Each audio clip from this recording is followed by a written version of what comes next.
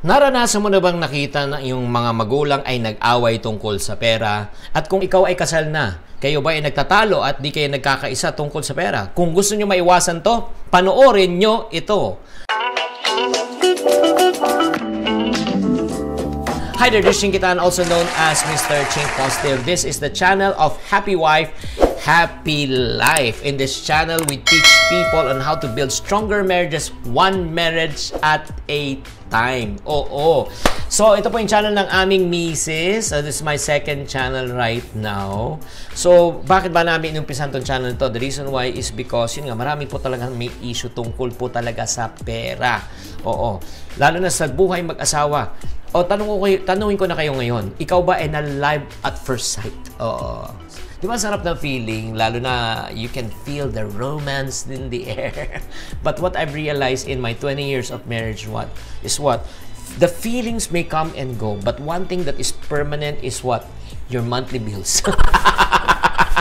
Hindi lang mahalaga nagkaroon kayo na tinatawag na emotional compatibility. Ang importante, meron ba rin ba kayong financial compatibility? Kasi yung feelings ka nawawala, pero yung bills hindi nawawala. Aanhin mo yung pag-ibig na matamis kung madalas naman kayo nag-aaway ni Mrs. Ang pag-ibig po ay nagiging mapait kung madalas kayo magtalo tungkol sa salapi. Ilan na pong marriages ang nakita ko at relasyon ang nasira ng dahil lang sa pera. Ito yung tanong, ito yung mga questions. Like for example, what if kung ikaw ay saver, yung isa naman spender? What if ikaw naman ay risk taker, yung isa naman conservative, ayaw magnegosyo, ayaw mag-take ng risk? What if yung isang tao, yung isang kasama mo, yung asawa mo positive, ikaw positive, yung asawa mo negative? Di ba? Incompatible po yan.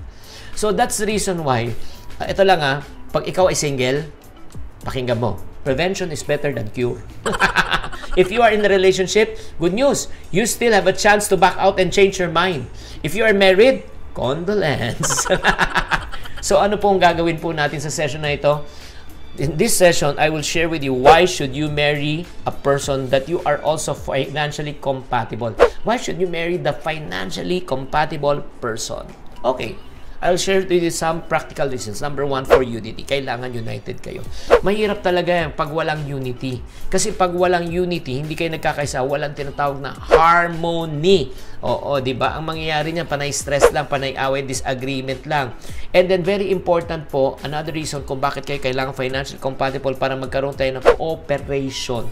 You cooperate with one another. You don't compete with one another. You don't tell each other that I'm better than you, I make more money than you. Hindi po kayo dapat mag-away. You complete with one another. You don't compete with one another. And then the fourth reason why should you be financially compatible so that you can enjoy each other's presence.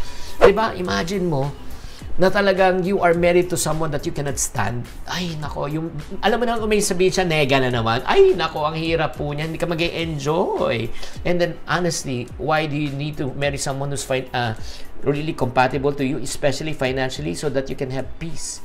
Alam mo, kung pwede lang bilhin ang peace of mind. Diba? May mga iba talaga. Bibili ng marami niyan. Ako nga, gusto kong magbenta niyan kasi maraming gustong kumuha nun. So, nagigets nyo ba? Ang dami pong mga mga concerns. Pagka hindi kayo financially compatible, yes, emotionally you are okay kayo, pero at the end of the day, emotions can come and go, but the billing statement will never leave you. So, my question to you right now is this. What if you are married to a person you are not compatible with, especially when it comes to money? Diba? Yan ang pinaka-question right now. And it's causing a lot of stress. Emotional stress, relational stress, financial stress, at it's affecting already your relationship. Not only affecting your relationship, but it's also affecting your children's relationship.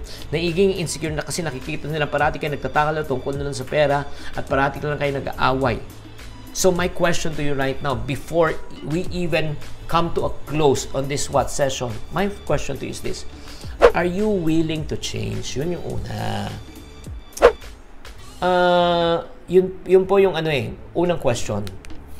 For things to change in your married life, both of you should change. For things to get better, both of you should get better.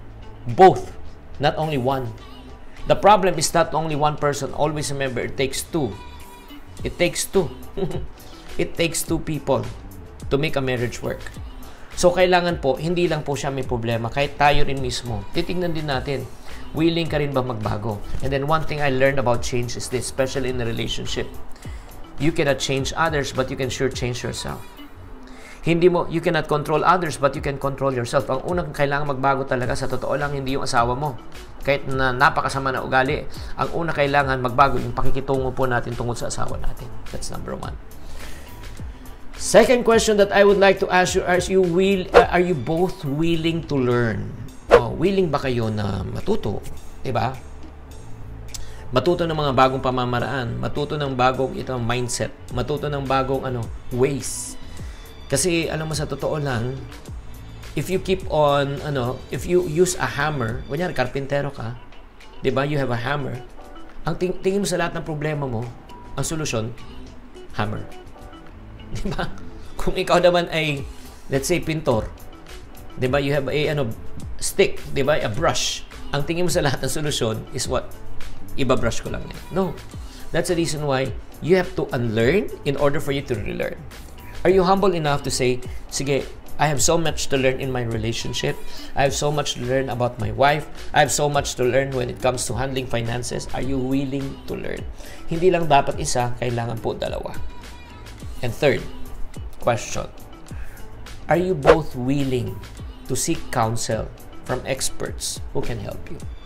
That's the next question. Alam mo bakit? Kasi umabot na po sa punto na hindi nyo na talaga maayos. Kung talagang kaya nyong ayusin yan, my friends, ito lang if you're watching this channel already, hindi to aksidente, kung kaya nyo talagang ayusin yan, dapat matagal nyo nang ayus to.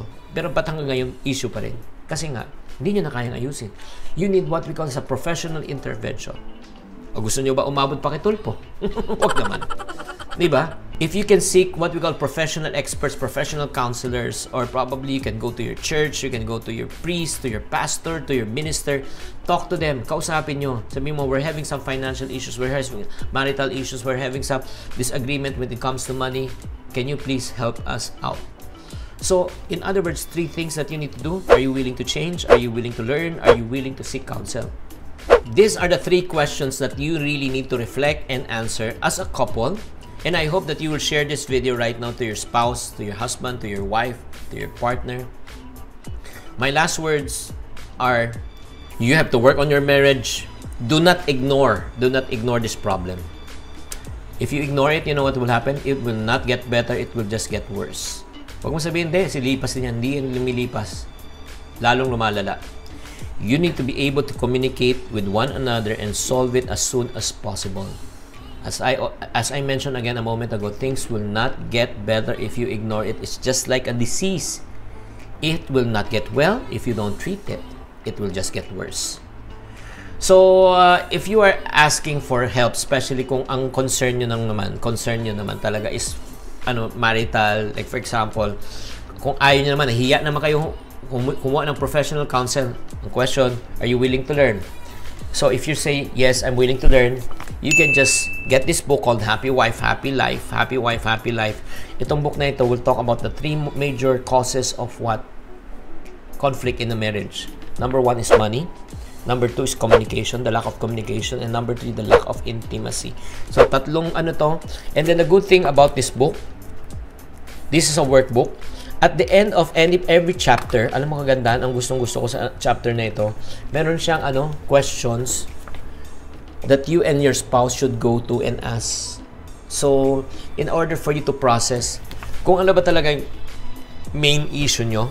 So, if you want to order this book called Happy Wife, Happy Life, this is already available online and on the bookstore. How much your investment here for your relationship? It's only 400. What's 400 pesos to fix a relationship? And I have a good news for you. We wrote another book called Pera ni Mr. Pera ni Mrs. to support this book. In terms of, this is the detailed portion of the finance. Sino ba dapat talagang humawak ng pera? Paano kung may kamag-anak, incorporated ka ng ngutang? Lahat ng mga issues na sinasagot. Titira ka ba o hihiwalay? Nandito rin po. This also is another book called latest book namin released through ABS-CBN Publishing. So this is 190 pesos. 190. Pero may good news po ako sa inyo. If you order this book called Happy Wife, Happy Life at 400, I will give you this book as a gift. Libre na po ito. Libre na ito. order this book and you get this book for free. If you're interested to order this book, all you need to do is just type the word called Happy Wife. Happy Wife right now inside your comment box.